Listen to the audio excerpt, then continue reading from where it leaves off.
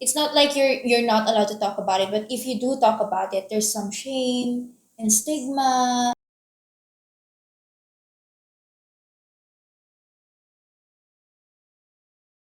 Una ko naramdaman na feel ko na mag-suicide is nung nale-left out na ako sa family namin kasi as a middle child, feel ko na sa akin lahat ng impact.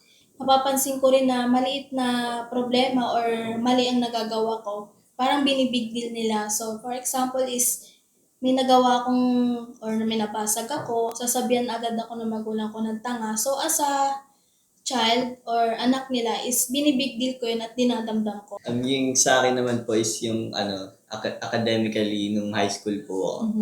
Kasabay ko po yung kuya ko, siya po 4th year na, ako first year pa lang. Yeah. Bali po nakukumpara po ang sa yung academic nga po at saka yung minsan sports kasi siya magaling po siya sa swimming, ako po average lang. Sa financial din po. For me, the first encounter about mental health and of course suicide was in high school. Alam niyo po yung uso dati na paglalaslas. Yes. And as someone who was new in that environment, I was asking, why are they doing this? I've learned na ang daming mabigat na bagay na nararanasan ng mga taong hindi natin alam. During the pandemic, I've experienced the active suicide part, which is I've already been planning. And my parents were telling me na hindi kasi nila alam eh. And then after that, my mom developed anxiety. And my dad talked to me. Akala ko dati, wala lang yun. Yung depression, yung anxiety. Pero when your mom experienced it, when you experience it, I realized how that mental health should be. Yeah. At saka na kailangan namin yun bilang nanay at tatay. Na ma-realize na kayong anak ko ay kailangan supportahan din namin. Not just financially, physically, but also mentally. First encounter ko ng suicide, actually, bata pa lang ako, naririnig ko na siya from schools and sometimes in conversations and in the families. Like news, yun lang. Pero super lang, glimpses lang about it. I didn't really know a lot of things about it. And then I went to high school and I had been friends with a lot of people who were suffering through depression and anxiety. I mean, there was a lot of pressure sa amin at that time. But even then, it was actually a very touchy subject, no? It's not like you're not allowed to talk about it, but if you do talk about it, there's some shame and stigma, like arte lang yan, hindi yan totoo. And then, nung college ako, yun na nga, I took up psychology and counseling and doon talaga naging iba ang takbo ng conversations when it comes to mental health. Like we treat mental health issues like we would treat physical conditions, And I think it was because my college was also a safe space for me. So we were open about discussing it. Hindi kami nahihiyang lumapit sa counselors namin, and even the professors were very considerate. So I was very blessed. So from that point on, naging open ako talking about mental health and suicide. In general, isa ako sa mga taong advocacy ko talaga is to encourage talking about it. Kasi how else are we going to find out if people are struggling if we're not going to ask or if we're not going to be aware of it? So that's it, I think. Yung hindi lang pala ako yung nakakaranas ng ganun, pati yung mga college friends ko, nag-open sila sa akin na sila nga din daw po financially unstable, tapos yung nape-pressure din sila ng magulang nila, tapos ng ibang family nila. Of course, if it's not bad to say na ang views nga talaga ng mga older generation natin, it has a stigma. Yeah.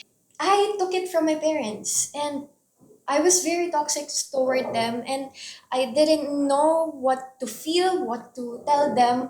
I was just saying na huwag ka na maglaslas. But it's hard to just say that, di ba? Pero kasi yung feeling ko nung time na yon, as gradually na nakikita ko na it was really affecting them in a way na kahit ako, nafe-feel ko yung empathy towards them na hindi pala siya arte-arte lang. Hindi lang pala siya para just to say na, uy, ganito ako, cool girl ako. Kasi yun yung nagiging basis eh. But it's a cry for help. Yeah. That's why they're doing it. Ang nasa utak ko pa lang nun is, kagaya nga ng sabi ng mga matatanda is arte-arte lang. Yun yung unang tingin ko. Pero habang lumalaki ako, dahil nararanasan ko, nag-iiba yung point of view ko eh. Na hindi lang pala siya arte. Listening is actually the biggest thing you can do to a person that is in a struggle. And sometimes listening just makes you feel na you are with them kahit hindi mo sorry, medyo ramdam ko kasi talaga na minsan kailangan mo lang pala talaga ng kausap na para hindi mo wala yung friend mo. And I've experienced that kasi.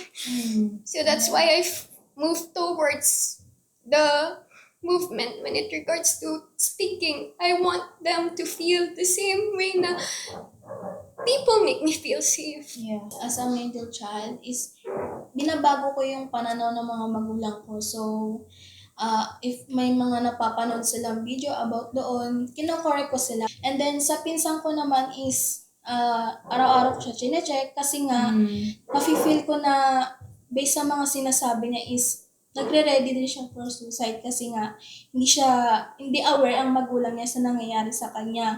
So, isa na doon is, hindi na siya kumakain, kaya pag tuwing binibisita ko siya is, sobrang payat na niya. So, chinecheck ko siya if okay pa siya. Kapag may sinisend siya sa aking mga, alam mo yung mga notes na nakakayak, feel ko parang may problema siya. So, okay ka lang ba? Kasi kung hindi, pupunta kita. Ayun yung sa akin. If there's anything that I could add into it, it's to emphasize lang na not everyone who self-harms is suicidal. At the same time, not everyone who is suicidal is does self-harm, you know. Kasi ang suicide, sa pag-aaral ko na merong active suicide, what we call active suicidal ideation and passive suicidal ideation. So when we're talking about active suicidal ideation, yun yung isang tao meron na siyang plan, intention rather to die, like may date, may method na siya, and so on. And when we're talking about passive suicidal ideation, it's like meron ka lang na conceive na thought na I want to die, or I'm not exactly going to do it.